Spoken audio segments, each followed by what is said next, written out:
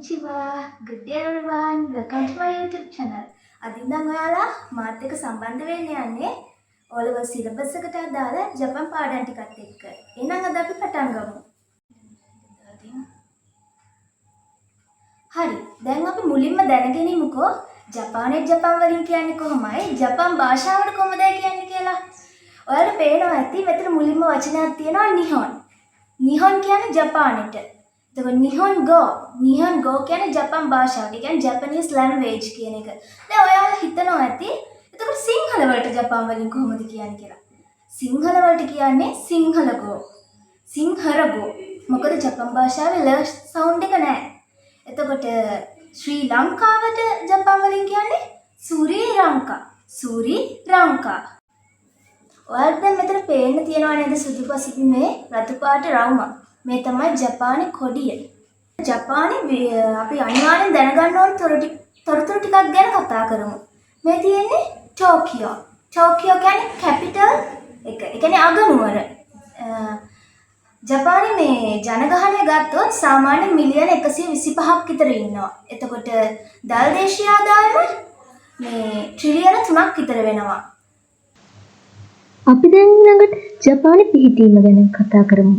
ජපානයේ පිහිටලා තියෙන ඊස්ට් ඒෂියාවල. ඒ කියන්නේ ඊසාන දිග ආසියාවේ. මේ ජපාන ගත්තම ඇත්තටම දූපත් රටක්. මේක ප්‍රධාන දූපත් 4ක් තියෙනවා. මේ උඩින්ම තියෙන හොක්කයිඩෝ, ඊළඟට හොන්ෂු, ශිකොකු, ඊට පස්සේ කියුෂු. එතකොට මේ තියෙන ජපානයේ අගනගරය ටෝකියෝ. ඔයාලට මේ රූපය බලුවම හොඳට පේනවා ඇති ජපානයේ තාක්ෂණය කොච්චර දියුණුද කියලා. එතකොට කොච්චර මේ නගර ජනාකීර්ණද කියලා. මේ තියෙන ටෝකියෝ නගරය. මීට අමතරව ජපානයේ තියෙන ලස්සන තැන් ටිකක් තමයි මේ තියෙන්නේ. මේ තියෙන කියෝතෝ නගරය. මේකේ තියෙනවා පරණ රජමාලිගා වගේ ලස්සන තැන් ඉතින්. ඊළඟට තියෙනවා මේ හොක්කයිඩෝ වල තියෙන මල් උද්‍යානය. ඒක ලස්සනයි නේද? ඊළඟට මෙතන තියෙනවා මෙයාලගේ මේ අනන්‍යතාවය පෙන්නන කන්දක්. ඇත්තට මේකේ නම ආවොත් මවුන්ට් ෆූජියාමා ගිනි කන්ද. මෙයාලගේ ආර්ථිකය ගත්තොත් මෙයාලා ඉන්නවා 3 වෙනියට. ලෝකයේ ආර්ථිකය පැත්තෙන් ගත්තම 3 වෙනි තැනේ. එතකොට ඔයාලට මේ පේන තියෙන මෙයාලා පාවිච්චි කරන නෝට්ටු. මේවලට අපි සාමාන්‍ය කියන්නේ මේ මුදල් ඒකකයට යෙන් කියලා. ඒ ජපන් වලින් කියන්නේ එන්.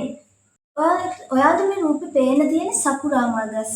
සකුරා මල් පිපෙන කාට හරිම ලස්සනයි. මේ තියෙන ජපානයේ නැෂනල් ඩ්‍රෙස් එක. ඒ කියන්නේ ජාතික ඇඳුම කිමෝනෝ වගේ. ඊළඟට අපි කතා කරන්නේ නිහොන් ගෝ ගැන. ඒ කියන්නේ ජපන් භාෂාව ගැන. ජපන් භාෂාව ගත්තම අපි ඒක පාවිච්චි කරනවා ලියන්න සහ කියන්න. මෙයාලා සාමාන්‍යයෙන් ලියන්න පාවිච්චි කරන්නේ පින්සල.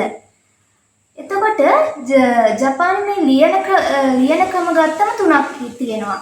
හෝඩි දෙකකුයි රූපාක්ෂරයකුයි. හෝඩි දෙක තමයි හිරගන. ආයි කතගනයි. හිරගන පාවිච්චි කරන්නේ සාමාන්‍යයෙන් ජපානයේ වචන නම් ගම් ලියන්න තමයි. ඊළඟට කතකන ලියන්නේ වෙන රටවලින් ආපු වචන ලියන්නයි එයාලගේ නම් රටවල නම් ලියන්න ගන්නවා. එතකොට kanji ඒව රූපාක්ෂර ඒව මේ වචනයට වෙනස් වෙනවා. අදිනම් මේ තියෙන හිරගන හෝඩිය. මෙතන අකුරු 46ක් තියෙනවා. තව මේක ටික වෙනස් වෙලා අකුරු 71ක් එන්න තමයි පළවෙනි හෝඩිය තියෙන්නේ. එතකොට මේ තියෙන්නේ අකුරු 71ම තියෙන එක. ඊළඟට මේ තියෙන කතකන වලත් 46ක් තියෙනවා. ඒකේ ටිකින් අරන් වෙනස් වෙලා අකුරු හැදෙනවා තව. අපි කතා කරොත් ජපානයේ දැන් රසවින්දනයේ පැත්ත, එන්ටර්ටේන්මන්ට් පැත්ත, ඒ පැත්ත එහි හරි ප්‍රසිද්ධයි අනිමේ සහ මැන්ගා. ඒ කියන්නේ ඇනිමේ මැන්ගා. ඇනිමේ කියන්නේ ඇනිමේෂන් කාටූන්ස් ජාතියක්.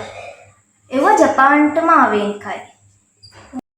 මේ තියෙන ඒවල ටිකක් උදාහරණ. ඔයාලට පේනවා මේ තියෙන ඩෙත් නෝට් කියලා මේක හරි ප්‍රසිද්ධයි. එයිමත් තියෙනවා වන් පීස් ඔය වගේ ගොඩක් ඇනිමේ තියෙනවා. ඊළඟට මංගා කියන්නේ කොමික්. චිත්‍රකතා පොත් කියලා හිතුවත් හරි. ඒ වගේ තමයි. මේ තියෙන ඒවල තියෙන කැරක්ටර්ස් මේ විදිහට තමයි තියෙන්නේ. මෙන්න මෙහෙම තමයි පොත්. කලර් මැංගා තියෙනවා.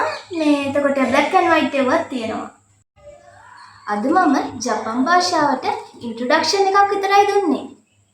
දිගටම මාත් එක්ක ජොයින් වෙලා ඉන්න. ජපන් භාෂාව අමාරු නෑ. ලේසියෙන් ඉගෙන ගමු. Mite kurete arigato. Thanks for watching. Please subscribe, like and comment. Click on the bell icon for all notifications. Sayonara. Bye.